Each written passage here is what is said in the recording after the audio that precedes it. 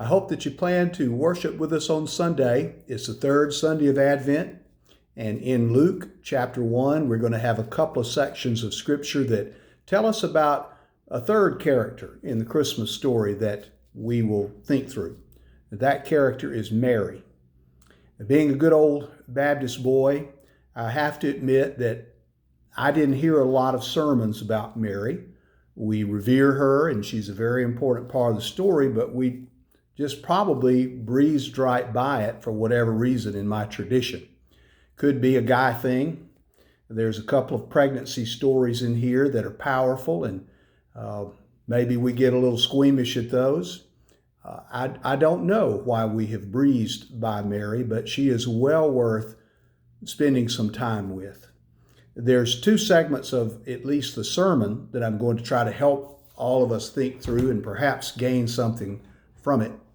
There's the call of Mary, which we will look at in verses 26 through 38 of Luke chapter 1. It's a very traditional biblical call story and has some of the same elements that calling of prophets and others contain. The call of Moses, the call of Elijah, and so forth. They're the same sort of back and forth when the angel speaks to Mary.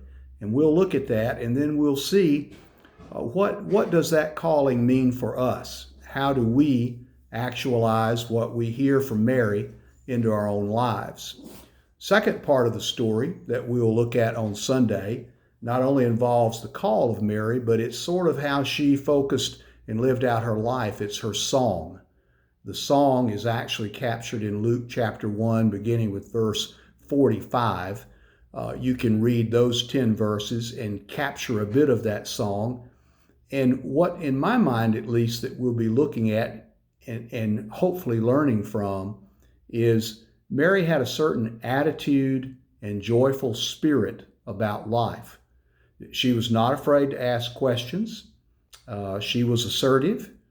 She was present and active and busy, but she also had this calming instinct when push came to shove that God was going to save in places that her hard work and her presence couldn't. So in other words, she could trust God with things that she couldn't fix. And as the mother of Jesus, that must have been quite a load. To not understand fully what your child is doing and saying sometimes, to even disagree occasionally with their approach and the trouble that is coming their way because of their determination to live out what they know to be God's will. None of us want to see our children hurt or our grandchildren hurt, and it's our nature to stop that. And it certainly was Mary's, but something in her song, something in her spirit, something in her joy helped her to push through. So I hope to see you Sunday. It should be a beautiful day. We're practicing every precaution we know to. I thank you for wearing your masks. I thank you for following those instructions of being safe when you come. And hey, if it's not good for you, as we've said 100 times, then bless you. Do what's best for you. But if you feel comfortable coming, it will be a joyous day as we light the candle of joy and think about lessons we might learn from Mary. Have a great week, and I'm looking forward to seeing you if you're present. And if I don't see you, I hope that you will access our service through the link that you're given or on our website. Take care.